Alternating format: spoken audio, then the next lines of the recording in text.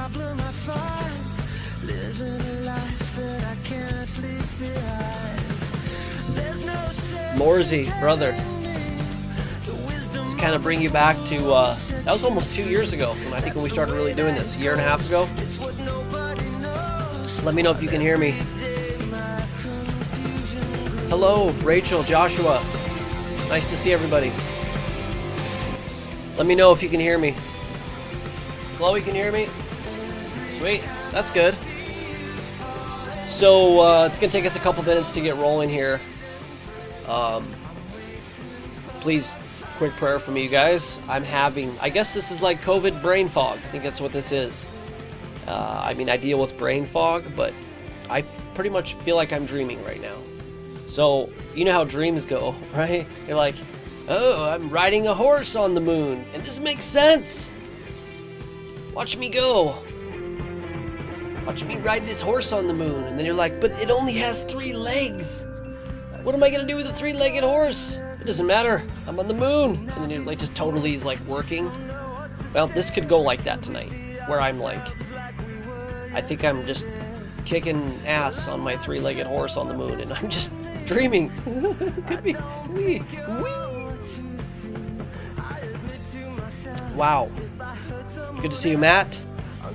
So we're going to be focused on YouTube this week. This is YouTube week. Hopefully it's not YouTube Luke COVID Brain Week. Although, I don't know. We'll see. It could be fun, I guess. But yeah, we are currently banned on TikTok. Because I made a mistake, you guys. It's kind of a funny story. I think it's kind of funny. It was April Fool's, and this Danny kid, who's actually a genius, I've really enjoyed debating with him. Very smart atheist apologist. We have a lot of atheist apologists that are very intelligent. Well, he did an April Fool's where he was pretending to be a Christian. And I was chatting with Parker in the comments, and I said,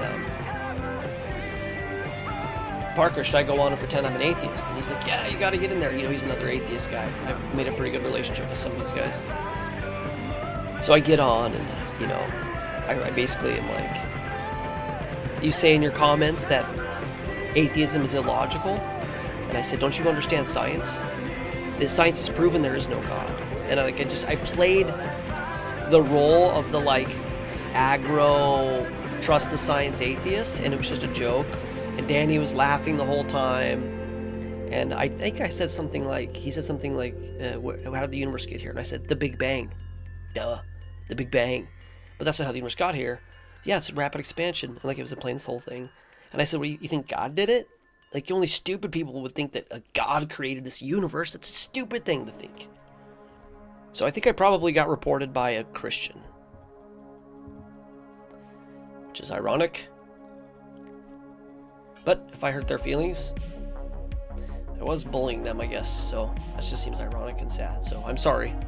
I publicly apologized. I publicly apologize again. I won't make that mistake again. I've learned not to kick against the pricks. So, here's what we're going to do tonight. I've made it 5 minutes without telling you guys the plan. I made a video about Dr. Raymond Damadian. Released it on TikTok and then again on YouTube today. It's a 4-minute video. I'm trying to do these like 4 to 12 minuters, high production value, but not like 30-minute, not 1 minute. It's kind of a weird transition for me. But I'm really happy with the piece, and I really pray. I was really emotional while it was happening. I'm blaming some of that on the COVID, but I cried a couple times for this guy because I think it was an unwarranted desire to want to get a Nobel Prize, because the Nobel Prize is clearly a corrupt scientific club thing. But it was a big deal to him because he's a scientist. And he's like, this is how I'm going to make my hay. It's like, hey, why didn't I get one of these things? So basically what happened is he invented the MRI. He invents the MRI, and in 1974 gets a patent, makes the first one in 77 or 80 maybe, and then 2003, the Nobel actually issues an award. Let me turn down the volume on this really quick. They issue an award, a Nobel Prize award, and they don't give it to him. They don't give it to the guy who invented the actual MRI machine. They give it to two other dudes, Paul Latterber and Peter Mansfield, and we're going to cover them a little bit tonight. Damadian is heartbroken, crushed, runs a $200,000 series of ads in the LA Times, and the New York Times, and the Washington Post. How did this happen? This has to be fixed, whatever. Well, they never change their mind to make it even worse. They can award 3 Nobel Prizes for the same basic discovery, because a lot of times it's a team of scientists. They issue it to the two guys. The two guys they give it to, Latterber and Mansfield, used Damadian's notes, made improvements, and nobody denies that, but they were his competitor. They took his idea and they were making this thing. And there's like a long feud between them. Anyways, they get it. He doesn't. Well, it turns out Damadian is a young Earth creationist and a vocal, outspoken opponent of Darwinian evolution. And he calls it science fiction. And so I'm going to try to make the argument tonight here, hopefully in about an hour's time. It could run a little bit longer, but that this decision wasn't made based on scientific integrity, who was the deserving person, but because science is a huge secular club of thought control that uses pseudoscience and misinformation to convince the world to believe a lie, and the lie is their belief, which is that there's certainly no God. No God was responsible for making this universe, certainly. Science has proven that. And anybody who believes in the Bible is just, ignorant. And if you believe in the Bible and you make an invention and change the world, you don't get a Nobel Prize. So that's the goal here. And I know I've done shows in this vein before, but things we're going to cover. We're going to cover the Damadian deal, the raw Damadian deal. We're going to cover, what's funny is I was engaging on Reddit, on Christian Reddit. Elia posted it up there for us, the new YouTube video, and Christians loved it. And a person who said he's a Christian deist, which I don't mean to judge, but I'm pretty sure a deist says it's a God, we don't know which God, so I think a Christian deist is like the definition of irony. He pushes back, Damadian, like standard talking point. And then an atheist, same thing, standard talking point. Like, what is an atheist and a deist doing on a Christian Reddit? Like, isn't that desperate? I don't go on atheist Reddit. Does anybody? Like, you think there's more Christians in atheist Reddit or more atheists and Christians in Reddit, right? Anyways, the guy shares a video, or shares an article about Damadian basically saying that he doesn't even want the prize anymore. He did when he was younger, but now he knows it's just a racket, and so he's out. But on this, I learned a piece of evidence of Latterber that really confirms this idea, why Latterber got it and Damadian didn't. So it's kind of a cool twist nugget that I'm going to tie into James Tour and his Socrates in the City, Origin of Life information dump he did, where he basically exposed the scientific complex for what it is. We're going to do a little bit of research potentially on O.C. Marsh and George Peabody and J.P. Morgan and some of that early money. A little bit about Thomas Henry and the X Club. If you've been in my TikTok lives, you've heard these before. If you've watched all of these lives that I'm doing on the basically corrupted scientific enterprise, I've mentioned bits and pieces of this. But if done correctly, we're going to make a pretty good point. Now, this isn't like the next level point that I plan to make with this, which I think is going to be either a series of videos. I've already made a couple. You guys have seen it with Nebraska Man and Piltdown Man and Otabanga and who's that one Yahoo? Haeckel and Social Darwinism. I mean, we're basically killing the empire with 1,000 paper cuts. Like, it's something I realized. We talked about it in the Bible study. We are the rebel force. And the scientific enterprise is the Empire. And I'm Luke Skywalker. Turns out I've got a Luke Skywalker cup. Ooh, I gotta show you guys something. This right here is the Bell and Howell Zapruder film camera. Like, maybe not the one, but this was given to me by a dear supporter. Check this out. Yeah. Yep. If you've seen the Certified Conspiracy Theorist camera that I have, shirt, I mean, there it is. And this thing shoots in, like, it does animation, stop frame animation. It's like Super 8. Really cool. So thank you. You know who you are. Anyways, I got a Luke Skywalker cup up there. And I'm Luke Skywalker. So, thanks, Mom. And we are the Rebel Force. And I will fight with you guys as long as my X-Wing has gas. Do they fly on gas? I doubt it. I have a droid, too. My son. He always rides in the back like a droid. I need to teach him to scream like R2. Whee!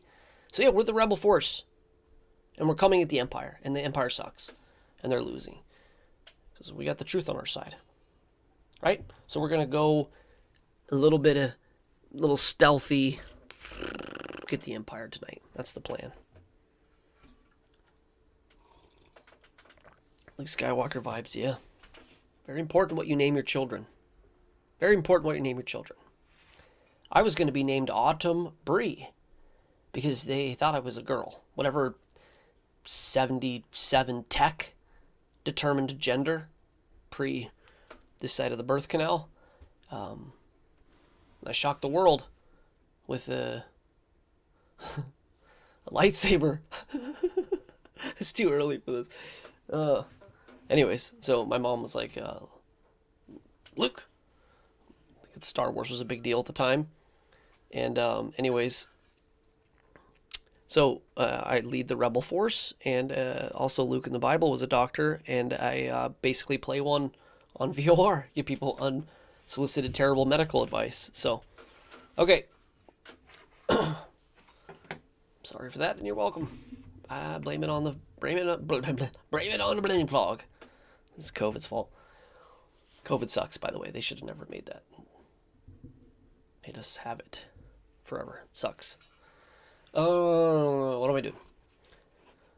Let me share a screen. See if I can put this together. You guys are gonna have to. I'm gonna ask in a like. If you're watching on YouTube, probably watch it on 1.25 speed. I'm trying to do these in a more polished manner, where I like just go through the list, and that's just a yammering Luke thing. But you have to give me an exception. I was talking to Chloe before this. I'm like, I don't know how I'm going to do this, like a thing of wit when I can't even write. You got to see how bad this brain fog is. This is my handwriting right now. Yeah, I can't read it. I can't write it. So maybe it'll make sense. But anyways, we're going to keep with it. If it goes terrible, we won't keep it up there. But we're going to go for it. It's not what you don't want. It's an autoimmune condition in COVID. That's like a bad combo. Enough. Really cool news in the world of science is awesome. A charming young lady. Her name is Greta. Greta Thunberg. Greta Thunberg earned a much-deserved doctorate this last week. Good for Greta. What did Greta get it for? Skålstyrkt for climate. Yeah, she got a theology degree, a theology doctorate. She's got a doctorate in theology. Because that's how science works now. Academia works with the science and the media, and they just tell you what to believe, and they just anoint their priests and priestesses. Here it is. Here's your priestess of the earth worship cult. Greta! What shall we do, Greta? Sacrifice your children to the earth? etc. I bring this up because, as ridiculous as this seems, and I've heard the conspiracy, she's like a Rothschild or whatever, maybe. I don't know. I mean, I wouldn't be surprised, but I can't confirm that. But the fact that it's theology, I think, gives a pretty clear indication of where this is going. And what it is that you worship something, okay? Like Jesus said, it's God or mammon, basically. Bob Dylan said, it may be the devil or it may be the Lord, but you're going to have to serve somebody. We all worship something. And a big part of this atheist agenda, and a lot of people don't know this, is they don't want you worshiping God, because God imbues upon you liberty and an internal government system that, if adhered to, you have the proliferation of a successful free civilization like the Western civilization, and how it's, we went from this kind of barbaric, nomadic, needing to be ruled by despotic tyrannies for thousands of years to what we've seen since Jesus died, which is internal governance and doing the right thing. Like, turns out, in order to have a society work, you have to forgive people even if they don't deserve it, because people suck. Anyways, so if you serve God and you get some land, ask the Amish. You're going to be okay. You're going to be okay. Team up, work together, throw up a house, exchange foods. Let me ask you this. How do you tax someone? If I grew a bag of potatoes and you grew a bag of tomatoes and we exchanged said bags of tomatoes and potatoes, how does the government make a buck on that? Thank you. If I help you build your house and you help me build my house, how does the government make a buck on that one? And how do they control the thing? How do they control the thing? You got to be 35 potatoes. You put 34 in there. Nobody cares. This self-sufficient, independent, capable, cooperative, self-governed system that Jesus basically promoted is antithetical to what the system needs for you to be under control. God wanted you to spread out around the earth and subdue it. And Nimrod, at the beginning, before Nimrod, but the flood, they wanted you to urbanize, get into small, densely packed areas, control, taxation, etc. So the system, the empire, I affectionately call the empire, needs you to not believe in the God that ruins them. Right? It's a bad thing. Oh, you believe in God? You don't need the government. No good. We need you to need us. So we're going to just tell you that if you believe in God, you're an idiot. And you don't understand how to think. And you're basically like incapable, unhireable, etc. No, you're brilliant. You're really smart, because everything that the system tells you, including your teachers and your government and the media and science, all these things, you believe and you regurgitate it with ultimate efficacy in this return of information. Word for word, you tell me what I told you, which means you're very smart. And because you're smart, you know that there's no God. Yep, you don't believe in God because you're smart. But you also trust the science, and you trust the government, and you trust the system. Because you're smart, and you know that it's the right thing, and the people that are in charge should be. And if you play your role, you get a position of a little bit more money, and this is just, it's perfectly operating thing.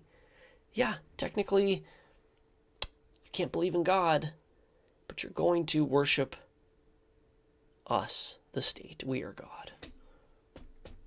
And this is why they make you believe that everything comes from nothing.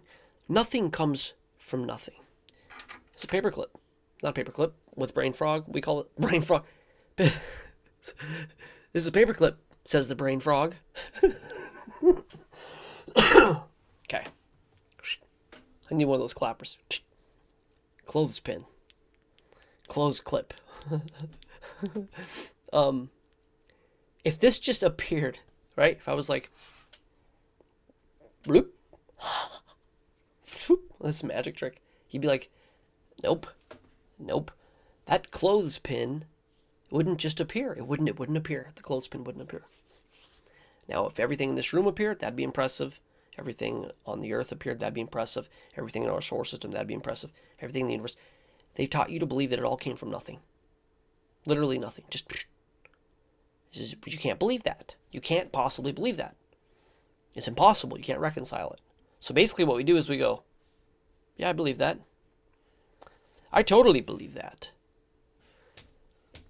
Because you say it and you have the science and you're right and you're smart and I'm stupid, but I want to look like I'm smart, so I believe it. Okay? Now, if this clothespin ended up turning into a wooden car that was self-propelled and drove out of this room, you'd go, nope, no way. This is not going to become more organized and drive away. But this is how they teach you evolution works. It comes out of nowhere and it becomes more organized. And this popping up out of nothing, I don't care how much time you give it, 68, 85 billion, it doesn't matter, 100 trillion, doesn't matter. This popping up out of nothing and organizing and driving away would be phenomenal. It would be a miracle. No, what you would expect is that something made this and put it here, and that it's going to get crappier over time.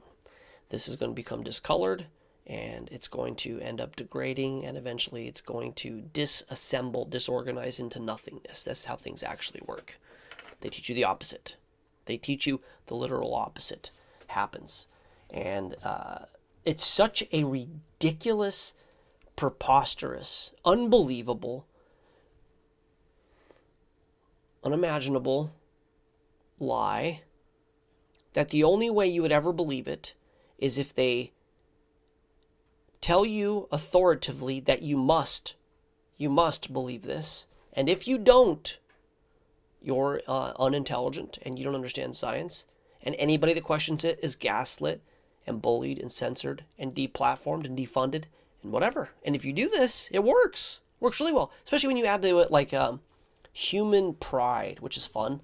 What is the old saying? It's easier to fool someone than to convince someone they've been fooled. That's a real thing. It's a real thing. Because now you bought into it, right? Like, yeah, things come out of nothing and they get more organized. It makes sense to me. I totally believe it. I believe it for 5 years or 3 years or 10 years or 30 years. I went to school. I got more schooling. I debated that Professor Chaos guy. Super invested in this idea that God's stupid and he's really smart because he's an astronomer and a professor of astronomy and whatever. I realized debating him when he had no argument. I think at one point, if you guys watched that live, I brought up 8 points, and the answer to 6 of them was, I don't know. I asked him like 8 points about the Big Bang. Where'd it come from? How come the expansion is accelerating? What happened at inflation? Why the solar system, the planetary formations for finding the Big Bang are fully formed? Why they're bigger? What dark energy was? Like all these things. I don't know.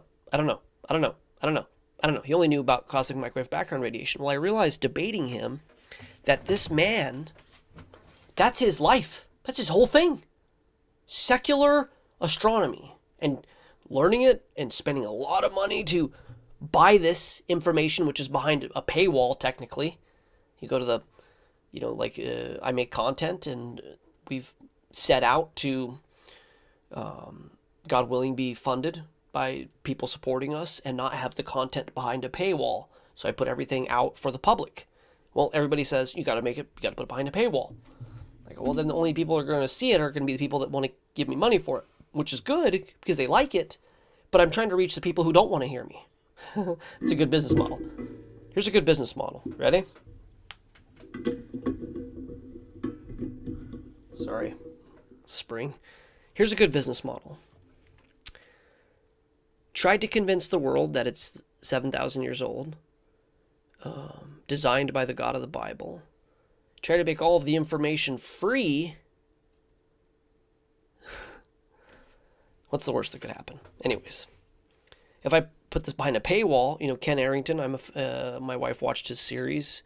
It was good, and she's like, "Do you want to do a series?" I'm like, thinking about it, and like, it's a real easy thing to do, put behind a paywall, and then you get the real information. And there's actually a thing in psychology, consumer psychology, if you research this, if you pay for something, you put more value behind it than if you get it for free. I don't know if you guys know this. When we had our clothing company, A10, back in the day, we had a guy invest in us, and he's like, "How much are you charging for your pants?" And we were like, we got $60 in materials. We need to make $60, so like $120. This is like in 94. And he said, $150.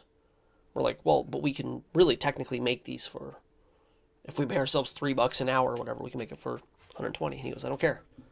Versace is not good clothing. It's just more expensive and people think it's better. So he made us, as a stipulation for investing in our company, we couldn't sell anything for less than $150. And I'm such a codependent pushover, I told everybody, I want to give you a break. I want to give you a break. And the guy said, you can't give anybody a break. Or like, you don't get money. So I'd be like, sorry. Somebody, what it is. But literally, if they pay more money for it, they think it's better. It was a good product that we were making, but they think it's worth more. So now you put this information of everything comes from nothing and everything gets more organized over time. And, we know the secrets of the universe.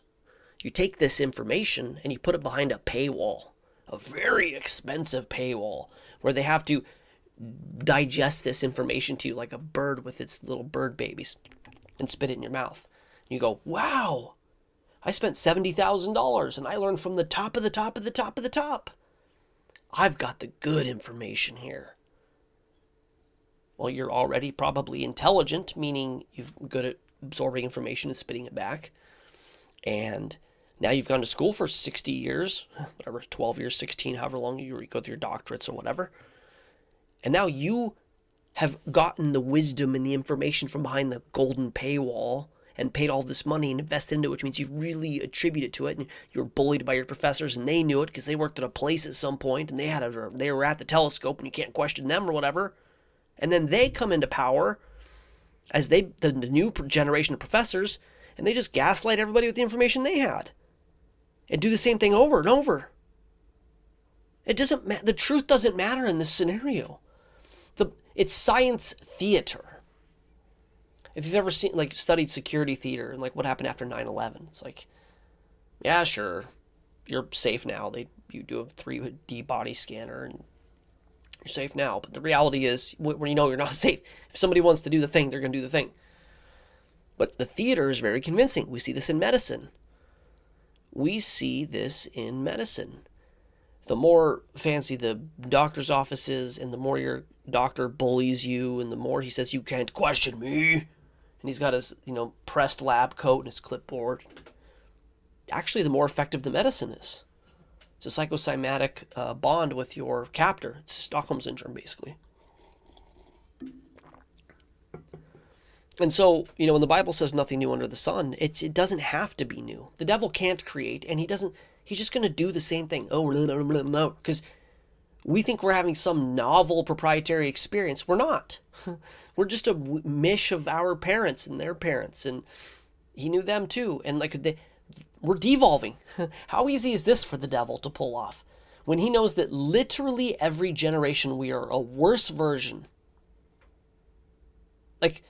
They're not going to figure this out and get better because they're literally getting worse. They're genetically, entropically degrading into nothingness, which you believe that we're 180,000 years old and that mitochondrial Eve was a super genetic specimen? She was the bee's knees. All those other pre-human half-chimp hybrids, they were fumbling and bumbling around and dying and stuff. But then Eve, that gene code, you literally have to believe that. Let me explain something to you. If you think mitochondrial Eve was just one of the 1,000 chimp women hybrids running around, and every one of the sisters and and non-sisters convergently evolving, and all these other species were just all there reproducing, and they all died, and all of their offspring died, and only her and her offspring lived. If you believe that fairy tale, I need you to understand that she was genetically better than us. We've been measuring the rate of genetic mutation for we have about the last 500 years. I mean, if you believe that, which I'm okay with it. I don't think you can keep preserved DNA much longer than that, so that sounds about right. It's an average rate of between 100 and 200 mutations at the base pair level per generation, which isn't a big deal because we've got either 4 million or 4 billion, I forget. So it's a drop in the bucket. But if you drop enough water droplets into a bucket, eventually you're going to fill the bucket.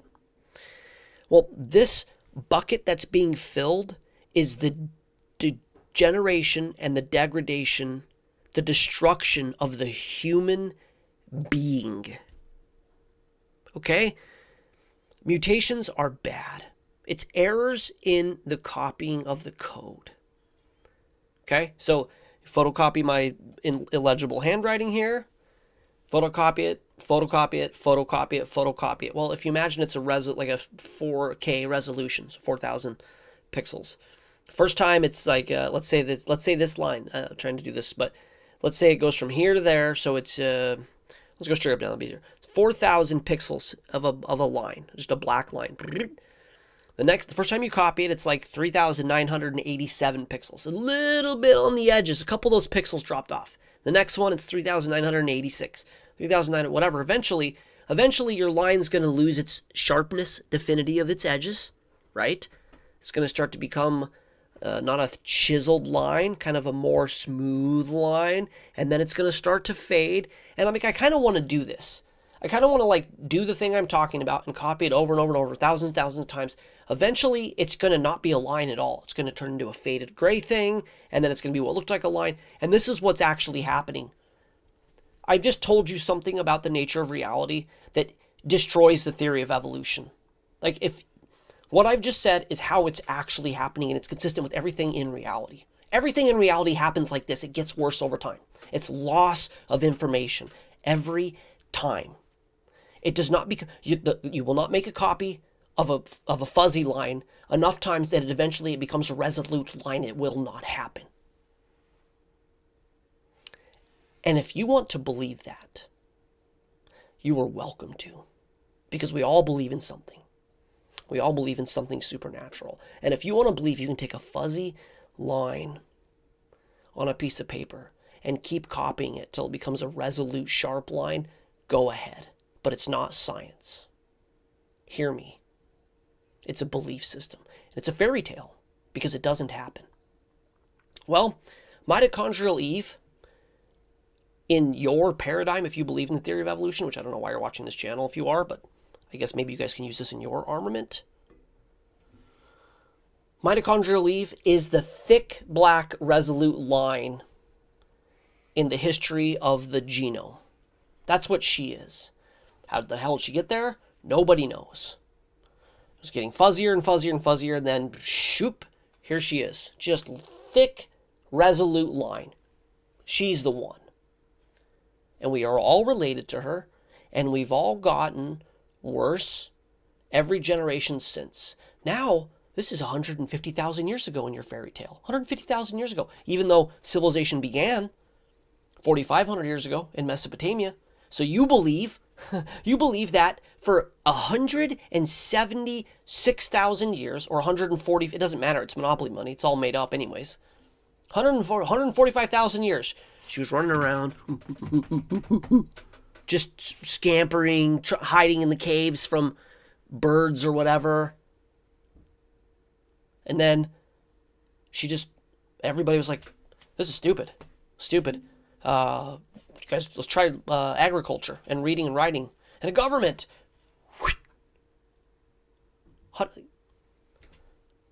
We could do this all day. It's ridiculous.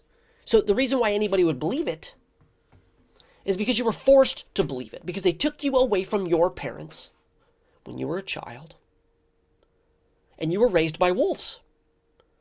You are the story of the guy who's kind of like cavemen, but he also played Highlander, Christopher Lambert. That's my 80s pop references. I've got a conspiracy, you guys. Side note, I can't give any details, but I figured out something today, something about an 80s movie. It's like maybe the greatest conspiracy I've ever come across, and it's going to move the needle. Like, stay tuned. I wish I could tell you more. It's going to take me a couple weeks to get it together because I'm going to get this one right, but I'm calling it. It's going to be a 1 million view video on YouTube. It's this one's crazy. Anyways, back to 80s weird pop references. What was that story where the Highlander guy, like his parents left him in the jungle and he was raised by monkeys or something? It's basically Tarzan. I mean, I'm giving like the weird, obscure Grayson? Gray something? Anyway, it doesn't matter. If a little baby boy is raised by monkeys, maybe he thinks he's a monkey. I don't think that would happen. But we are that intellectually. We were taken from our parents. Probably a better example is if you take, there was a lot of adoption of Asian babies coming to America, and I know a good handful of them that there's no accent at all. They're just Americans. They're just Americans. Speak perfect English. And it's like, you see that and you go, like, how crazy that you just, it's a crazy thought experiment to think that if I learn Chinese pretty well, which there's no way I could do that. Unbelievable, beautiful, complicated language.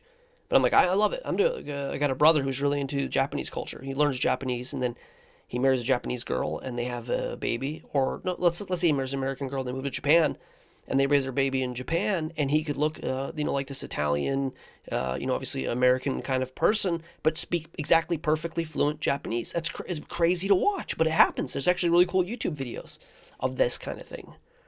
You become what you experience as a child. You become what you experience as a child. You perfectly adopt the language. You perfectly can adopt the culture. You can perfectly adopt the identity of the place you grow up in. A lot of people, there's a lot of Jewish people that won't celebrate Hanukkah because Hanukkah isn't particularly a Jewish historical thing. I mean, we had it was Maccabees and there was a miracle, but you're not supposed to have that. But there was a very prominent thing here in America to have Christmas, so they have a version of it. And they give eight nights of gifts or whatever. But a lot of Jewish people won't do that because it seems like it's catering to the Christian thing. And then a lot of flat earthers want to tell me that all the old cultures, civilizations had a flat earth map. So we should have a flat earth map. Well, the Jewish people were in Babylon and the Babylonian cosmology affected them, thinking of the firmament and these kind of things. And how much are we affected by the theory of evolution now? Mike Jones is a dear friend, good friend, peer, acquaintance, whatever, inspiring philosophy, and he is a theistic evolutionist, and he reads in the text that happened. It's not in the text. You're raised here, and that's your reality, so you kind of fit scripture to it. Because you're so sure of this thing, because you're taught it as a child, and if you're taught this as a child, you believe it. That's my point, I guess. That was a long way to say that. So they take you from your parents. Your parents believe it because they were taken from their parents. They were taken from their parents. They taken from their parents. Taken from their parents. Taken from their parents. Taken from their parents. And then John D. Rockefeller. That's that history. They had good country kids, and we believe in God and freedom, and we can grow food and build houses and stuff. And then John D. Rockefeller's like, you guys aren't going to come work for me for minimum wage. No, that's not going to happen. So let's adopt Horace Mann's Prussian compulsory education model. Just going to do that. And then in 5 generations, you just have people I don't know how to grow food. What is God? I'm a monkey, chimp. That's what it is. And here we are. Your parents did it to you, and their parents did it to them, and their parents did it to them, and their parents did it to them, and their parents did it to them, and then those parents didn't want to do it at all. Yeah, that's how that happened. Nope, these are my children. We have a legacy, a 300-year legacy. I'm son of Anderson. I'm a whatever, bricklayer. I'm a shoesmith. I'm a ironsmith. And I taught my children. They apprenticed under me, and we were very specialized. This is how you just did it. Agrarian living, whatever. But nope, that's all gone. And what do? We go, well, we had a kid, and if I'm going to do a good job as a parent, if I'm going to do a real bang-up job, I'm going to get them a great education. Because they're here, we are living in a material world, and by golly, my child is a material child. We know that. Thanks, Einstein and Madonna. Hideous child they had of materialism. So as a parent, it's like, well, you socialize them very early. Can't teach them yourself. You're not qualified. Can't do it. You're basically stupid. We know you are. And you can't teach your children. And if you want to be a good parent, you get them a very good education. And the more you pay for the education, the better job you did as a parent. Stanford, Harvard, Princeton. Should we talk about the secret societies in those places? Should we talk about Berkeley and the ties to Huxley, Aldous Huxley's brother, uncle, whoever, Julian, I think, their granddaddy, Thomas Henry, and this whole secular materialist agenda and skull and crossbones and the whole tie. Let's actually do that. That's not where I plan to go with this. I might not even cover this whole Demadian thing. We'll see. But I want to read this to you guys. This is fun. This is a little history of evolution. I think I might get to Demadian. I don't know. Oh yeah, I'm going to get to Demadian. Don't get to... Demadian's a quick part of this, because it's not a whole lot of information on it. So, this is somebody named O.C. Marsh. Anybody in the chat ever heard the name O.C. Marsh? Now, back then, it's still bona fide if your first name is letters. That's how it works. Because his name is like Orthanlio Chandralandian or whatever, and it's like, no, I'm O.C. Actually still cool. I go by VOR. That's funny. Who would do that? Who would go by the name of 2 or 3 letters? I'll tell you who. Someone who's bona fide. I'm going to change my name to VOR Jones. Okay. O.C. Marsh. Nobody in the chat got this. The swashbuckling Yale paleontologist. The discoverer of dinosaurs. People think that there's no dinosaurs. That's like a conspiracy. I'm not one of those people. I think the Earth is a globe, and I think dinosaurs were a thing mostly killed in the flood and remnant after the flood. So I think it's a cool idea that maybe some of these dinosaurs, like the T-Rexes, were like a Nephilim hybrid thing going on, which is a cool idea. So the actual brontosaurs and those herbivorous, whatever, brought on as babies, and then they just ate themselves out of house and home, or were hunted into extinction, whatever. That's kind of where I'm at. So I don't think they didn't exist. Excuse me, but a lot of people do. Anyways, O.C. Marsh, who is the swashbuckling Yale paleontologist,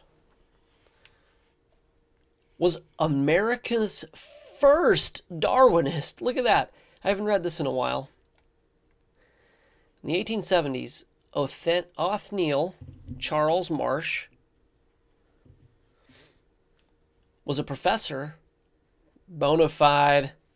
Yeah, bona fide. Look at this guy. How bona fide can one get? He's got letters for a name. Yale. Professor. 3 certifications.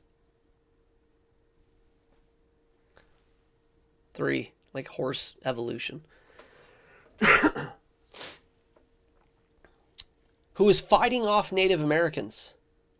Fighting them off. I don't think he's fighting them off. I think he's fighting them on. I think if he was in wherever he came from and they were there, he might have been fighting them off. He was fighting them on. He came to their land. Meeting with their chiefs and trampling through the wild frontiers of American West. He was a leading paleontologist settled in an elite university. but he wanted to be the top fossil finder. That ambition and drive made for one of the ugliest chapters in the history of American sciences. I would argue that we've come across a lot of the ugliest chapters. The American sciences is a horror story of ugly chapters. It's ugly chapter after ugly chapter after ugly chapter. Speaking of the Native Americans, did anybody see the TikTok video of the young Native American historian, Winnemucca? Maybe? I might be wrong there. And cave, the Ludlow Cave or Ludlow Cave. I've heard of this before. It's a good summation of it. I was thinking about doing a video on it. But yeah, she's like, yeah, we used to fight the red-haired giants. It was a whole thing. They were terrible. They were cannibals. They would eat us. It's like, hey, giants, you stay over there and don't eat us, and we'll be okay. This isn't in the story, but I imagine that discussion happened between some of them. It's like, no, we're going to eat you. Fine, we're going to have to kill you. We do outnumber you. I've heard, and I think this might be insensitive, so I'm sorry, but that the 5-hand greeting was showing that you were five-handed. Five-hand. Brain frog. The 5-hand salute that the Native Americans would do was showing that you had 5 fingers. Did I say 5-handed again? You know, what I'm trying to say is fingers. 5-finger salute was that we had 5 fingers. Make sure you don't have 6. Which is crazy with AI. That AI is like 6-finger, everything 6. Anyways. So, like, all right, here's the deal. Winnemucca's chief or whatever was like, do this, make them show your hand, and if they have 6 fingers, we have to kill them. And they did, like, this whole war ensued, and they got their red hair, and she sewed it into, like, the necklace or whatever, and then they chased them all into a cave, they lit the cave on fire, and then they found the cave. So you've got the oral record of the Native American, the beautiful, brilliant Native American people, and they're like, yeah, this happened. And science is like, no, it didn't. Because science. This is one of the yahoos that I'm sure pushed that story. This guy was probably literally fighting off the natives, was probably literally killing them and stealing their bones and their record of giants. I would bet money on that. I don't have a lot of it, but I would bet some money. So you shouldn't do that, but I would. Like, how fun would that be? Let's do a Back to the Future DeLorean gambling. I got 5 on it. 5. I got 5 on it that this guy, the first Darwinist in America from Yale and Princeton,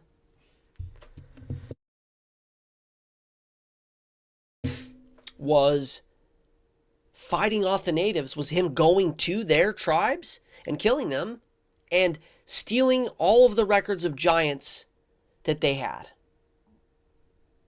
It's called Bone Wars. This guy's wrapped up in the Bone Wars. Anyways, yeah, they had the cave. They found the cave. The news reports, we found the cave. It's filled with red-haired giants. Crazy. Winnemucca was right. It's just all... You believe in giants? Where's the evidence? In O.C. Marsh's closet. Okay. We haven't had one of these in a while. Oh, boy. Marsh was driven to find fossils. To prove his theory. That's all. That's all he was doing. First evolutionist. If we can find something that resembles proving our theory, it's going to be really good for us. Really good for us.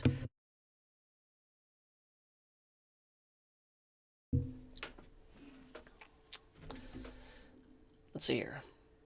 Many of his classic discoveries. O.C. Marsh classics. I really wish we had the Capitol with VOR to do all the things I want to do. I want to do like a show like Mad TV with intelligent design. And I want like a humor department. Like we could do absolute like Saturday Night Live skits. One of his many classic discoveries, you can see like the O.C. Marsh greatest hits of like Triceratops, Stegosaurus, He also uncovered a complete series of fossils that beautifully traced the evolution of the horse. Can you imagine? Of all of the good fortunes, oh, Thaniel Charles Marsh, you are the luckiest man alive. You found a complete series of fossils that beautifully trace the evolution of the horse? Man, lucky me. OC. He published.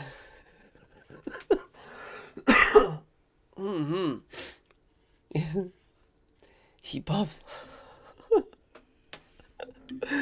I hope atheists watch this. You're stupid though, Luke. Okay. Marsh published his fossil history of the horse, which included an illustration of the successive changes in the equine forefoot.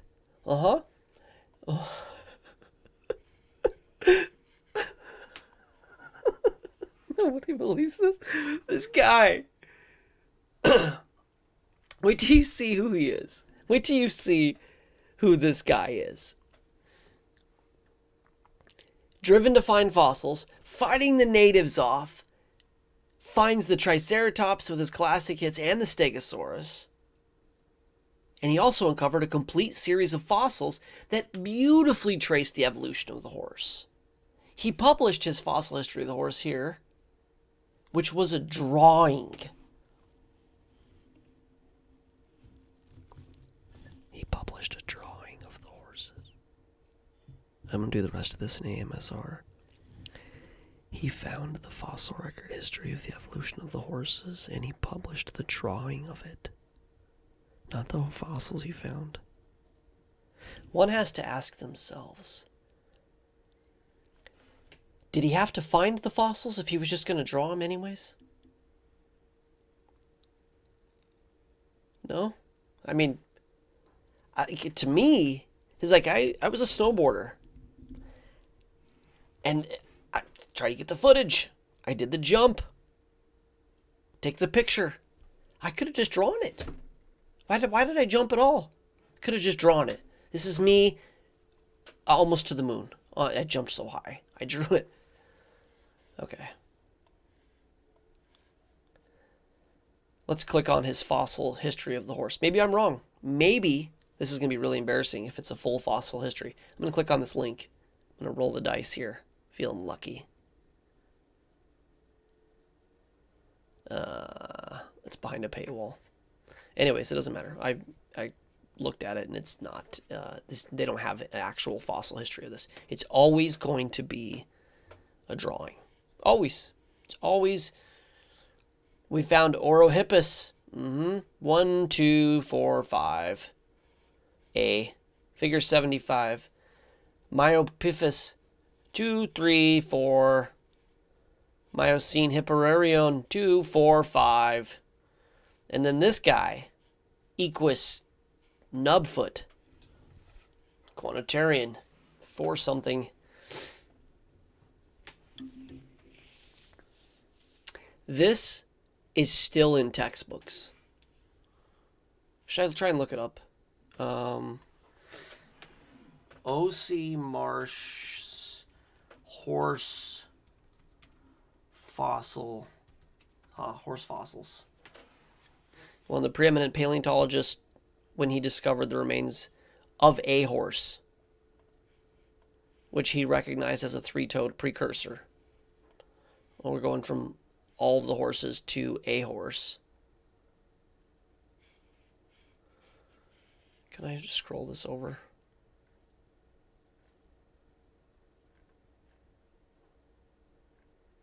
Anyways, I'll do research on this another time. I've been wanting to do a video on this. All right, I'm going to skip all the way down. Terrible, terrible person. They were lying. They were blowing up dig sites. They were bribing people. It's like it's a standard nightmare, lunatic, psychopath, science stuff. Many of our evolutionary understandings, contributions to paleontology. His success with the horse was spectacular. Influenced scientists such as English biologist Thomas Henry Huxley,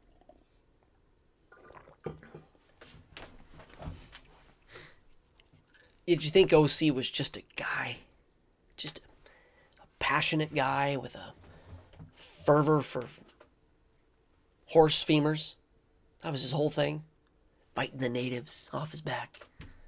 Making the discoveries. This is who wins awards. Okay? This is who wins. He probably won a Peabody Award. Would have worked well. J.P. Morgan helped fund the American Natural History Museum. Chock filled with eugenicists. Teddy Roosevelt, William Horace Grant, I got that right, Madison Grant, William Henry Fairfield Osborne, this is brain fog. All those guys from my Oda Banga video, go watch them. It's a club. It's literally a club. It's always going to come down to Rockefeller and Morgan. They're always going to tie into these things. This is what upsets me when people get into like a Jewish conspiracy. You guys got to let that go. If you like bought that, sell it. Get out of it. This isn't a religious group of people doing this. Well, it is. Secular religion, atheist, Satanists, whatever. Anyways.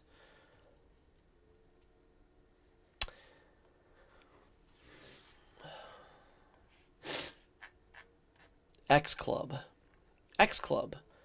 Private Scientific Club of Victoria, Lingden. Private Scientific Dining Club. Could possibly go wrong there. Seems like a pretty good deal.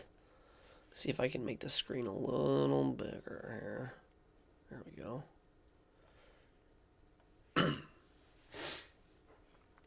I have another article on this that I'll do and I've read before. This is a quick one. Remarkable for the power that its 9 members exerted on the scientific and cultural climate of the 19th century. This is Encyclopedia Britannica. This isn't, I don't research this. In theory, nothing I show here is going to be a creation source. I go to all secular sources. That's where I do my research. It's what I cite. Dining clubs were common in gentlemen's society of the time. The X Club met monthly in London's season, October to June. November 1964 to March 1892, its members were Joseph Dalton Hooker, eminent botanist and probably founder of the club, Thomas Henry Huxley, John Tyndall, experimental physicist, John Lubbock, banker, ethnologist, and entomologist, William Spottiswoode. Ethnologists were people who used Darwinism to justify racism, if you didn't know. Ethnologists were the science of your ethnology, and your ethnology determined if you were fit to reproduce, if you were going to go into a work camp, if you were going to be genocided, or you were going to be the head of the house, king of the castle, because of your ethnicity.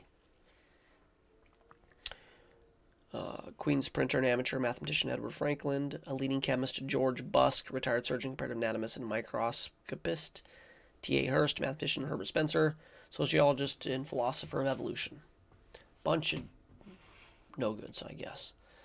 Rejecting the traditions of British natural theology and the privileges of the established church and its educational institutions, the X Club represented the naturalistic movement in science. Yes, the old guard were Christians, or a version of Christianity. I'm not going to get behind what was going on there. We had Church of England, I think was one of them, and Catholicism, obviously, and they were doing terrible things and pretending to be Christians, whatever. Or maybe they were Christians. They were, I don't know. I don't want to judge anybody, but anyways. The natural order, its members believed, is a deterministic order of cause and effect to be investigated by science. There may be mysteries beyond the scope of science, but if so, they are beyond knowledge and are thus unknowable. The obvious practical benefits of science, they argued, demonstrated that industrial society needed more scientific advice and scientific employees. Industrial society needed more scientific advice and scientific employees.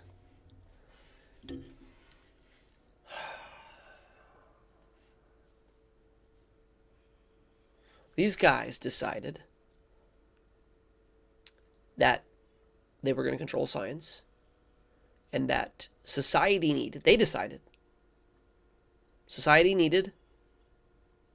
more scientific advice, more scientific power given to the establishment, to the empire that I mentioned earlier in this, and more scientific employees. They decided this. And if you question them to this day,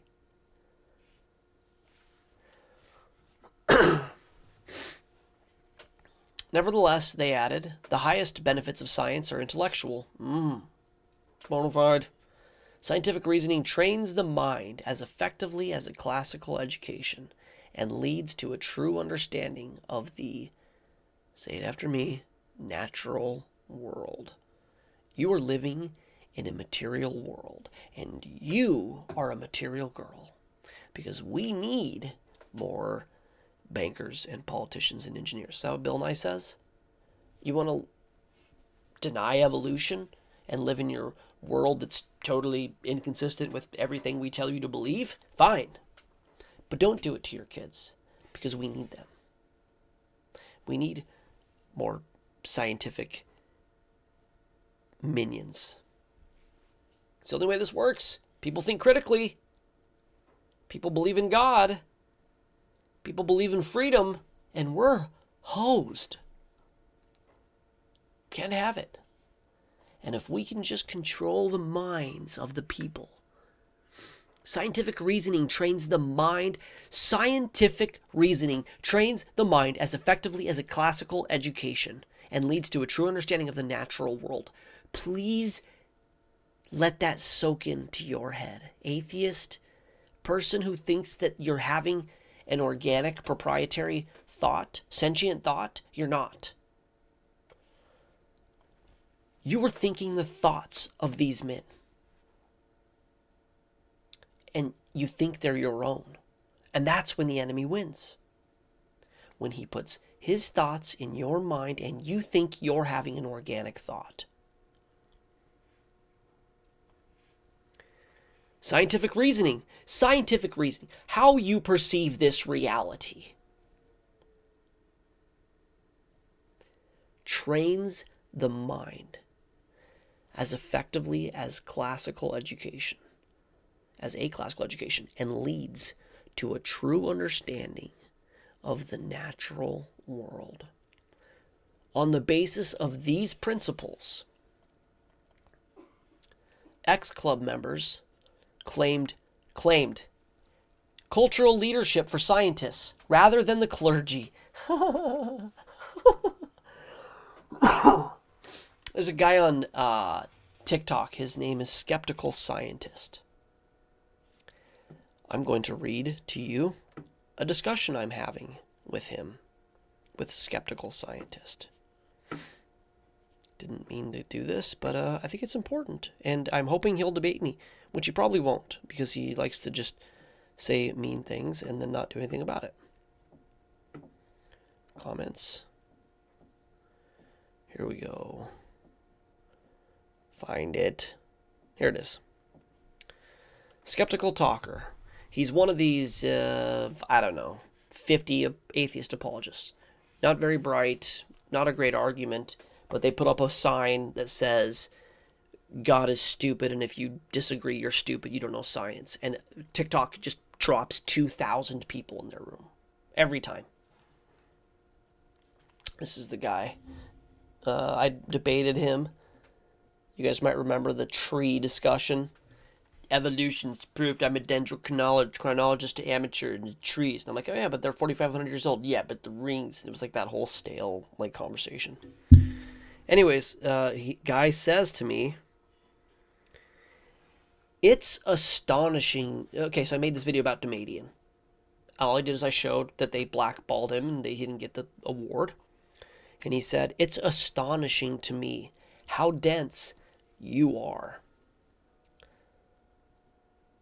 Criticize evolution all you want. It doesn't make it any less real. And then he goes on. I said, wow, that is really a response to this video.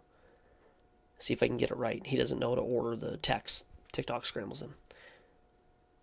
Your attack on science as if it's another religion is what makes you a dishonest, close-minded religious hack. And it's dangerous. Shame on you. That's a grown man saying shame on me. Science is a methodology to help us quantify the world around us, yet you say science just makes it up like another false religion? At this point, your anti-intellectualism is dangerous. Willful ignorance is a bad excuse to justify your delusions. And so I said, yeah, let's debate. Shame on me, I'm dangerous, and my anti-intellectualism. Wow, you must be high on the incense burned on the altar of science. I understand I've offended your belief, but your take is out of hand. I'm currently under ban for a week, but I challenge you to a debate once lifted. And his response is predictably, I don't debate dishonest hacks. Well, skeptical TikToker, I challenge you again.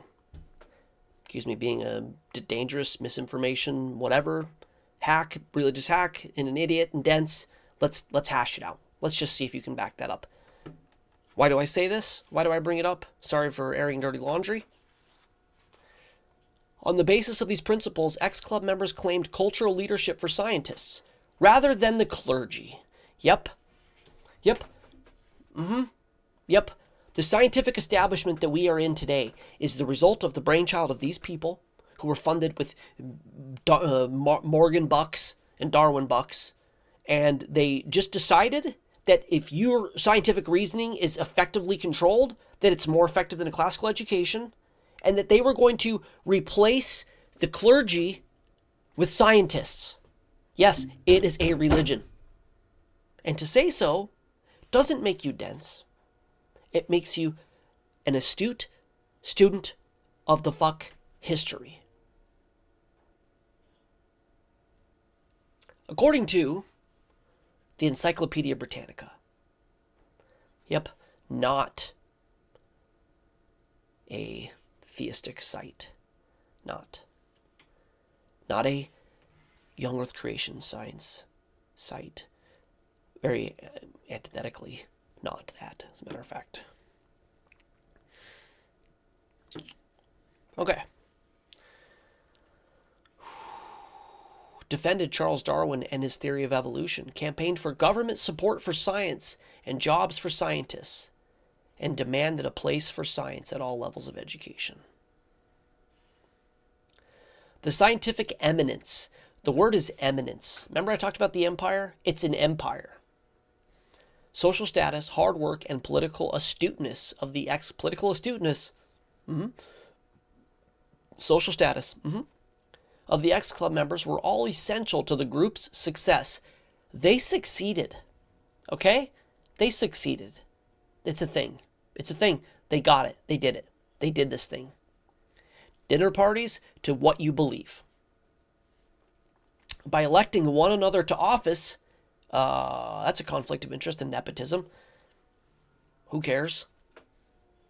By electing one another to office and through effective networking, these men were influential in scientific societies and became leading advisors to the government. Ooh, imagine that.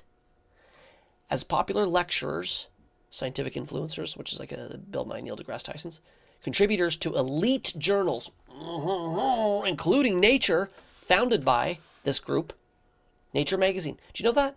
Do you know that? Nature magazine, the vaunted peer review process. Why isn't your science in Nature magazine? Well, because these yahoos made it and they put what they want in there. Contributors to elite journals and textbook writers.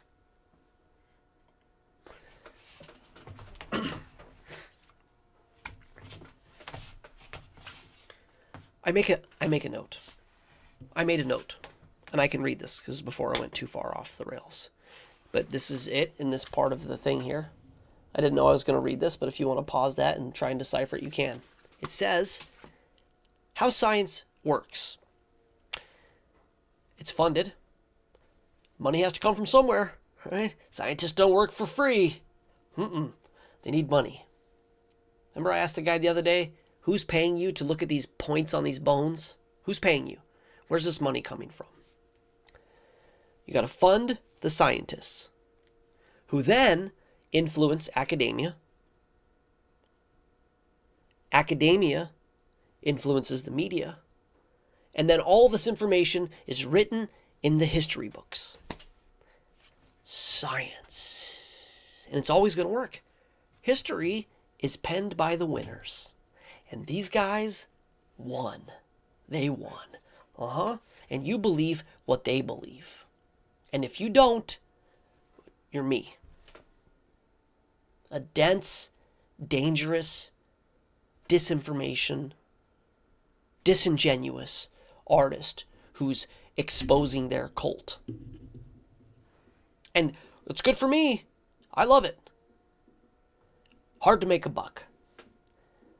And not the path a lot of people are going to take. I'm going to show you a clip of James Tour here in a second. And then we're going to wrap up this Demadian thing. This is all the Demadian deal. So when I find the Demadian thing, it's like, yeah, I know what the undercurrent is here. But okay. By electing one another to office and through effective networking, these men were influential in scientific societies, lecturers, and became leading advisors to the government. Sorry, I read that wrong because of brain fog. These men were influential in scientific societies and became leading advisors to the government. Leading advisors to the government, and they still are. And they still are. FAUCI, I think. You think that's a new thing? That's the priest. King, queen, priest. The priest was a religious person, Babylonian, whatever, magician, astronomer, whatever. Even Daniel at one point. So you can be like a priest. And now it's a scientist. And it's the advisor of the king. And I've told you this before. King and the queen need a thing. They go through the priest. The priest tells the people what to believe. Actually, to the media. That's where it goes next. And then enforced by the judicial system and military, whatever. By electing one another to office and through effective networking, these men were influential in scientific societies and became leading advisors to the government. As popular lecturers, this is the media, this is the influencers, this is the Neil deGrasse Tysons and the Bill Nyes and the Michio Kakus and the Lawrence Krauses and the Stephen Hawkings, whatever. Contributors to elite journals, Nature Magazine, Science Magazine, Smithsonian, all these different kind of things. And textbook writers. They write the textbooks too, and the history. Yep. They were among the prime interpreters for science for the industrializing and secularizing society of Victorian England. Secularizing society of Victorian England. It is literally our literal history. And I am telling you your history. This isn't about science. This is about control. And they need workers. And they need politically obedient people who worship the state. Wake up. I am not your enemy. I am trying to wake you up. You are in a created reality. You are in a designed reality by a creator that loves you. They stole that from you. These men stole that from you. You can heal yourself by what you believe. You can heal yourself through prayer and through belief. I mean, you can have medicine as well. You can parent your children. You can know your creator. They took this from you through lies and manipulation and political elite shenanigans. You know what the word is? Scallywags. These men are scallywags. And they are in charge today. Same group. Same group. And this we know because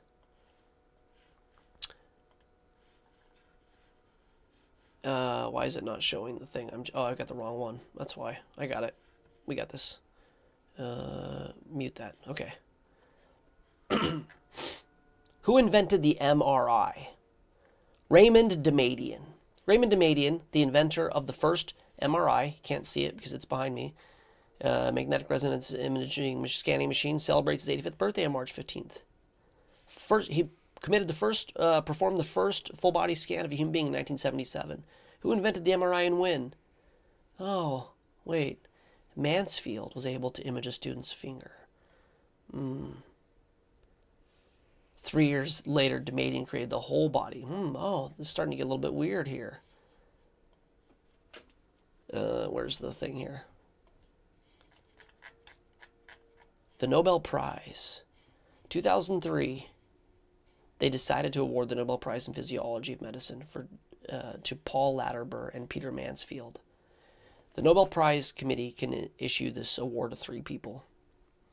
And if you want to make an argument that Latterber and Mansfield, Latterber was an absolute enemy, antagonist of Demadian, and something happened which is really crazy. Damadian was actually able, I couldn't find the research, but if you guys want me to look it up, I can look it up later. It's in one of my tabs on my phone. Damadian sued, I think through Congress, through the Supreme Court or something. He got Latimer's research papers disclosed openly. It was a huge fight. This was a huge, messy fight. And in his papers, he took everything from Damadian. It was Damadian's notes that he worked off of. There was a very competitive thing at the time. The patent was issued to Damadian. Historically, he was the creator of this. In the Supreme Court, he won a lawsuit, and everybody who had made MRIs had to pay him a royalty. He got like $280 million or something. The guy was loaded, but he wanted his Nobel Prize. Anyways, imaging the human internal organs with exact and non-invasive methods is very important for medical diagnosis. Yes, many, many people live today because of millions. This year's Nobel laureates in physiology of medicine have made seminal discoveries, not the discovery, concerning the use of magnetic resonance to visualize different structures. These discoveries have led to the development of modern magnetic resonance. Nope, not true. Which represent a breakthrough in medical diagnostic and research. This is the Nobel Prize Committee. Paul Latimer discovered the possibility to create a two-dimensional picture. That's what he actually did.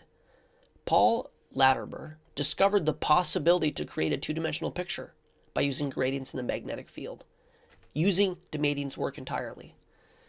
Mansfield developed a utilization of gradients in the magnetic field. He showed how the signals could be mathematically analyzed, which made it possible to develop a useful imaging technique. If you watch my video on TikTok and on YouTube I just released, they improved upon Damadian's discovery. Historically, Damadian created this thing. And if you want to make an argument that their improvements were so important to an existing invention, great. Then all three of them get it. They can award 3, they awarded 2, and they cut Damadian out entirely. They cut him out entirely. And why? Because the people that run science run an entirely and only secular scientific system where they control the thought. And you can't have a Christian who believes in the Bible literally running around winning Nobel Prizes, even though he made one of the most important inventions ever. Damadian, if you go to church on Sunday and you don't try and live like Jesus says, you don't do any of that like weird, like actually doing what Jesus says stuff, and you believe the Bible's a fairy tale. If you believe it's a fairy tale, it's just some weird thing, like a superstition, you're like, ooh, booga, fine. But if you believe in the literal Genesis account, if you're a young earth creationist, you're out. You are absolutely out. Hi, my name is Dr. Raymond Damadian. I am a young earth creation scientist and believe that God created the world in 6 24-hour days, just as recorded in the book of Genesis. By God's grace and the devoted prayers of my godly mother-in-law, I invented the MRI scanner in 1969. The idea that scientists who believe the earth is 6,000 years old cannot do real science is simply wrong. Yeah. Damadian, the clip that I showed on my TikTok video is him saying that evolution is science fiction, which is, I've said it's a fairy tale. He says it's science fiction, which is great. He absolutely blasts Darwin. No way, never would happen. It's anti-science. Information never doesn't come from non-information. Things don't become more organized. There's no evidence for it. Just totally exposes it. And so because of this, the guy's not going to win a Nobel Prize because he doesn't fit in their club, their secular club. Now, I was going to show this a minute ago, and I didn't get to it when I really wanted to. But I'm going to play a clip from a video that I really want you guys to see, and then I'm going to try and bring this thing in. So probably, if you're watching on YouTube or you're in the live, probably about another 15 minutes. And then I think what I'm going to do, I'll probably do a couple minutes of Q&A. I think I can cut that out at the end of it if I need to. So maybe like 20 minutes Q&A, and then Chloe and I'll try and cut that out so people who are watching on YouTube don't have to go through that or whatever. But I want to watch this clip, show you some of the stuff that's going on. And I might have another take or two, but this is... Chloe, if you can remind me, I want to put this video in the description. I encourage everybody to watch it. It's called Dr. James Tour, How Did Life Come Into Being? And it's a discussion with the guy from Socrates in the City and James Tour. And it's very recent. It's 2 months ago. And this gentleman here is a Christian, but he's a scientist, and he's very scientific minded. And he does this, he has like Richard Penrose and a bunch of kind of very accepted scientific minds on his show. This, Morsey actually sent me this. Thank you. This interview, he's talking, Tour's talking about the science, and then right around here he starts talking about what's happening in the universe.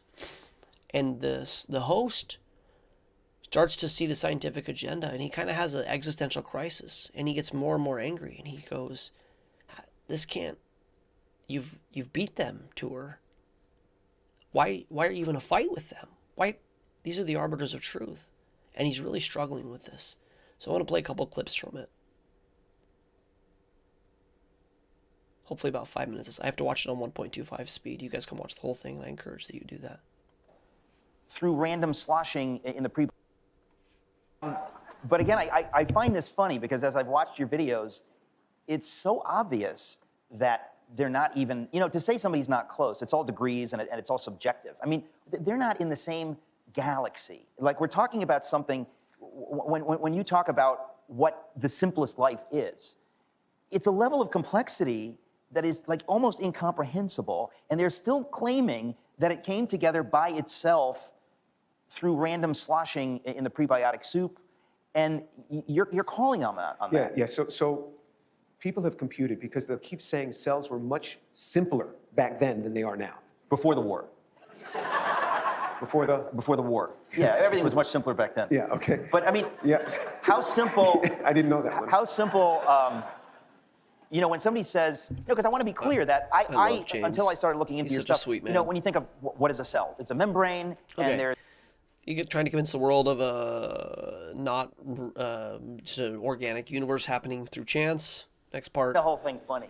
The idea that you're showing very clearly. I mean, to people who are in this world, most of us wouldn't make sense, but you're showing them clearly how they have nothing. It's like Houdini showing, the trick of the guy at the seance or whatever. You're exposing, and you're infuriating them because they have entire careers and lives based on the fact that this is a thing, and you're saying, no, it's not a thing, and I can prove it's not a thing. And so how is that going at this point? Like, even I have watched enough of your stuff to know that these people know they're in big trouble. Well, as you've seen my videos, I get very excited about this. But to tell you the truth, it's the most irksome work that I've ever done. The most irksome? Irksome. Can you define irksome? Detestable. Irksomeness. Detestable. So. Because. Yeah. Go ahead. Because I'm telling people who have spent 40 years working on a project saying it's a bunch of nonsense. I'm telling them this. And I'm presenting them with their own data and showing them how this could never work. And I can feel their pain. Okay, so again, I want you to watch the whole thing, but this is basically Tour exposing the origin of life community. If you don't, I think you understand the origin of life thing. I know this is kind of coming out of left field, but basically they told you the universe came from nothing, they figured that out. And they told you that DNA came from nothing, they figured that out. And it's the Miller-Urey experiment. There's a reason they still use the Miller-Urey experiment, even though it's 60 years old, and that reason is because they haven't gotten any closer in 60 years, they've actually gotten further. Turns out that the Miller-Urey experiment, they got hydrocarbons, or they got basic amino acids, because they were in the glass Pyrex container. That came out last year. Didn't work at all. At all. The amino acids they got were melting down from the beaker, and it turns out the beaker was made of organic material, which had amino acids. That's fun. There's a little pop quiz for you. The Miller-Urey, which was the only thing they had, totally sucks. It was a broken. The experiment. Isn't that part of it? You shouldn't have the equipment you're using be terrible and influence it. It's like a part of the scientific method. Anyways, this is the problem with origin of life. I'm going to cover this. I'm going to tie it back to Latterber here really quick, which is cool, and then I think we'll be able to wrap. So keep going. But this is why I'm showing it. So I want you to see kind of what's going on with the origin of life and how this is happening and playing out in real time today. They have no idea how the life got here, DNA got here. They're making the whole thing up, just nothing to see behind the curtain. We've seen me cover this with the Big Bang and with the theory of evolution, all these different things. Same thing happened with the origin of life, and it ties back to this Nobel deal here in a second. Miller Urey and all that kind of kicked off my wanting to think about this and writing this book. But the same thing you see with the Big Bang hypothesis. I mean, there were people just kicking and screaming against the evidence. It was bothersome to them, the idea that the universe emerged literally out of nothing 13.8 billion years ago. It was somehow repulsive. I mean, it was repulsive to Einstein. And it's normal, it seems to me, for people to like some ideas and dislike some ideas. But when you're talking about scientists, you really expect the scientific community to just deal with the facts. I wish it were that way. Well, right. But it's kind of, it's dramatic to me. Yeah, because and yes, it is dramatic. This is just one point where the fact. Did you see how much he struggled with that? This guy, and he, at one point, I don't know where it is, I'm not going to go through the whole thing, but he breaks down and he goes, our whole institution is based on trusting these people. And James Tour, he goes, at one point he says, other people can deal with, like, get into this. I can't. Like, probably they'll kill him. I can't get into this. But you're welcome to do your own research, which is what I'm doing. I'll pick it up from here, James. Listen to this man who's grade, you know, he's probably in his 50s, and he's having this realization. But these are the people that we trust, and they told us. They told us they knew how the universe got here. And they told us they knew how life got here. They told us these things. Oh, man. Thing you see with the Big Bang hypothesis. I mean, there were people just kicking and screaming against the evidence. It was bothersome to them, the idea that the universe emerged literally out of nothing 13.8 billion years ago. It was somehow repulsive. I mean, it was repulsive to Einstein. And it's normal, it seems to me, for people to like some ideas and dislike some ideas. But when you're talking about scientists, you really expect the scientific community to just deal with the facts. I wish it were that way. Well, right. But it's kind of, it's dramatic to me. Yeah. Because Did you see that? Yeah. You kind of want science to tell the truth. Wouldn't that be nice? Wouldn't that be a nice world to live in? And yes, it is dramatic. This is just one point where the facts, in my view, are not being followed. And I'm exposed. And he's exposing it. We got to pray for James Tour. All right, there's 3 minutes more I want to show you, and then we'll wrap this into the origin of life to the Nobel deal. August name and credentials to these maniacs who would dare question, I guess you felt an injustice had been done against you because you signed this thing as a scientist, and people basically said, we're going to punish you for this. This was an early form of canceling, yes. Well, yeah, and they basically said that you're not playing nice, and we're going to make you pay for having dared to lend your august name and credentials to these maniacs who would dare question blind Darwinism, and that got you angry enough to start digging in. And it didn't stop there. So I have been approached by two different federal agencies that give grants. Both times the people were in my office and told me this. They said, you can stop writing proposals to this agency because you're never going to get funded. They were my friends. They were just telling me you're wasting your time. I would be asked by a program director to write a proposal. I'd send it in. He'd say, great, scored great and everything. Boom, it wouldn't get funded. I'd call him and say, it didn't get funded. And he'd be shocked. Somewhere above them, it was not being funded. Somewhere above them.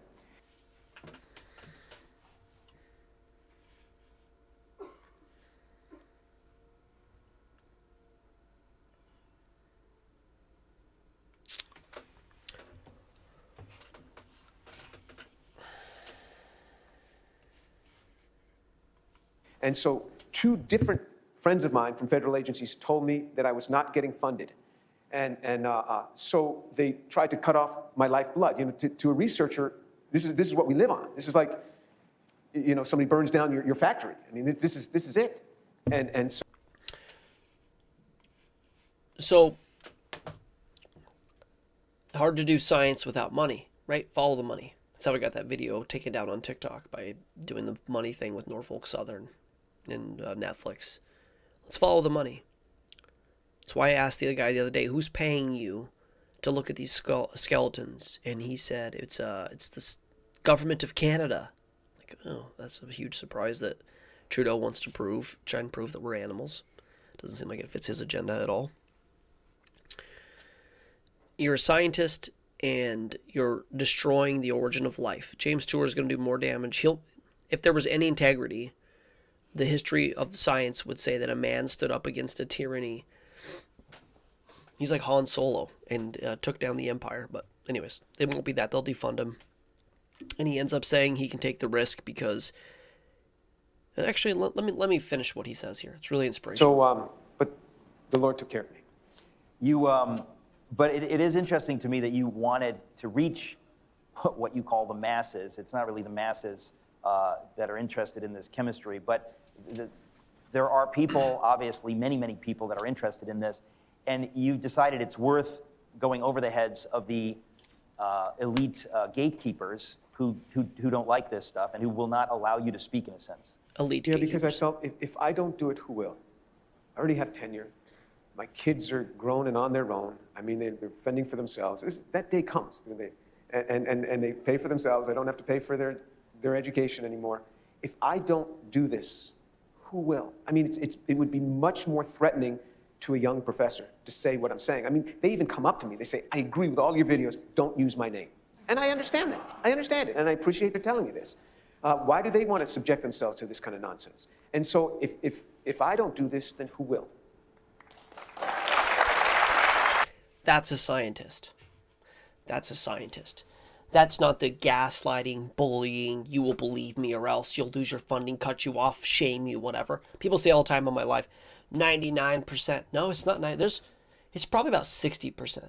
According to the actual national average, 25% of people actually believe in the theory of evolution as an unguided natural process. How exciting is that? This 250-year extensive thought control campaign. And they've only gotten to 25% of the people.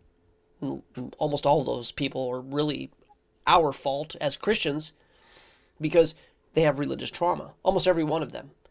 On the Christian Reddit, where weird stuff was going on today with the video we released, one of the questions was, what is driving people away from Christianity? And I wrote Christians. Pretty easy.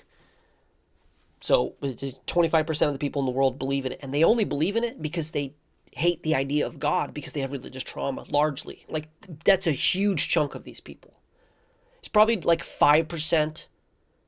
It's like 5% of people that are actually convinced of evolution with nothing in it. So when Bill Nye says, if you're going to say you deny evolution, they're the... Bill's pants are on fire. It's pretty easy to put that way. Anyways, yeah, you stand up and you say, you know what? I don't believe you, and well, you'll never work in this town again. James Tour will never work in this town again. And he goes on to say, now I've got a YouTube channel because I'm out of science. I literally can't do science now. The guy was the top 50 scientist in the country, nanotech. But he attacked the golden calf of Darwinism, and he's done because of the elite gatekeepers. You hear the words in here? Sounds like a conspiracy theorist. Elite gatekeepers, somebody above a federal agency, pulling the plug on this thing. Yeah, this is the conspiracy. Okay, this is how I want to end this tonight, which is back to the story of the stealing of the Demadian thing. So I think a lot of you guys know this. Almost every time I do a 1-minute video, I do a day's worth of research. And I try to do like a teaching on it or a TikTok live about it or whatever. But this is a 4-minute video. I dove into it deep, obviously. This article here was published 19 years ago and was provided to me in a discussion I was having with an atheist on the Christian Reddit. Raymond Damadian doesn't deny it. There was a time when he yearned for and hungered for a Nobel Prize. I believed that I deserved one, he said this week from his office in Melville. I came up with the idea for the MRI machine that looks inside of the body. I built the first machine, and it was there. And if there was to be a Nobel Prize for medicine for the MRI, I thought it should go to me. I actually found something very interesting here. This is from Smithsonian.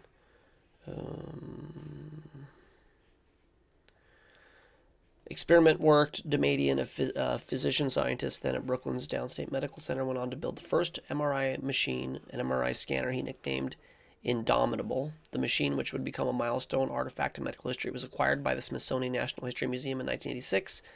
Millions of patients would go on to benefit from this new technology. And I got to go up a little bit. And technology's capacity to create astonishingly sharp images of the body's soft tissues. And Damadian embarked on what many perceived to be an inevitable progression toward the famed concert hall in Stockholm, where he would someday be awarded a Nobel Prize. This is Smithsonian. This year it seemed that his time had come. Rumors began to circulate that he, along with two other central figures, Paul Latterber and Peter Mansfield, had been nominated for the coveted Nobel Prize. Knowing that the winners would be announced on the web in the pre-dawn hours of October 6th, Damadian rose early and logged on. The Nobel website flashed blue and gold on his monitor, but Damadian saw only red. Latterber and Mansfield were to share the award. Damadian's name was nowhere to be found.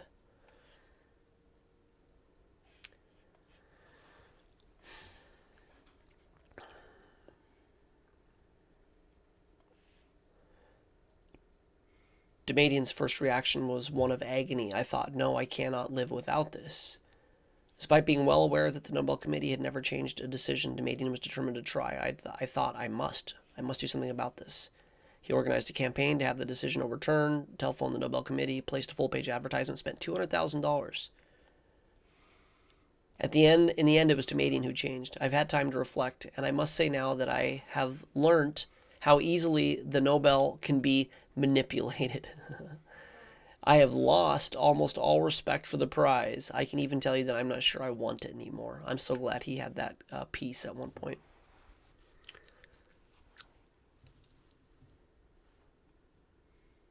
It says in this article that the controversy had been boiling over for more than 2 decades.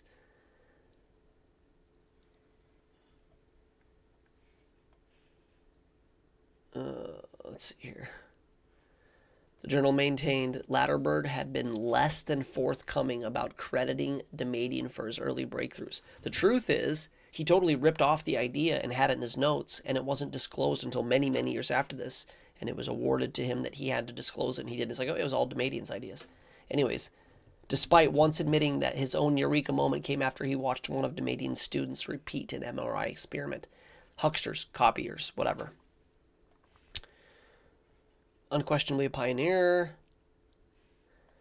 You'll love this. Nobel Assembly said Latterber and Mansfield made seminal discoveries related to the development of the MRI. According to the Assembly's rules, the documents used to select the 2 winners will remain secret for 50 years. Yep, 50 years. I hope I'm alive in 2053 for them to come out and give some... I'm not going to look forward to that anyways. Neither of the 2 winners will be drawn. The controversy, blah, blah, blah. And there's even more of the story. The internet is buzzing with rumors that the white-haired 67-year-old Damadian was overlooked because in recent years he's come out as a creation scientist. In other words, one who rejects Darwinian evolution in favor of the rather shorter version of cosmic events portrayed in the Old Testament. By contrast, and this may be in no way relevant to the Nobel Committee's decision, maybe one of Latterber's areas of expertise is the chemical origins of life. Let's read that again. As ever, there's more to the story. And I said there's more to the story than you've ever been told in the TikTok video and now the YouTube video. And I hadn't read this yet. I was given this tonight by the atheist on Reddit. The internet is buzzing with rumors that the Demadian was overlooked because he is a creation scientist. In other words, he rejects Darwinian evolution in favor of the rather shorter version of cosmic events. By contrast, this is worded so weird. I cannot tell a lie. By contrast, and this may be in no way relevant, to the Nobel Committee's decision, maybe, we don't know. One of Latimer's area of expertise is the chemical origins of life.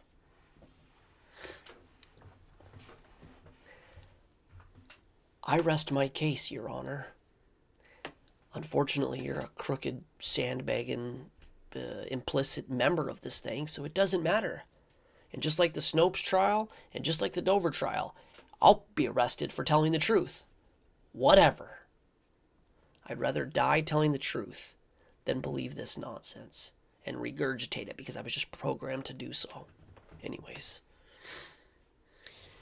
Yeah, Louderber is a thief who stole Demadian's idea, hid it from everybody until it was forced released, and then he did, and just happens to be a chemical origins of life scientist, which is the same shit that James Tour is dealing with and exposing. Can you see how this fits together? Like, if you manage to make it through this 2-hour thing, thank you. I hope you learned some things. And I hope you can see how this all fits together. And this is just the tip of the iceberg.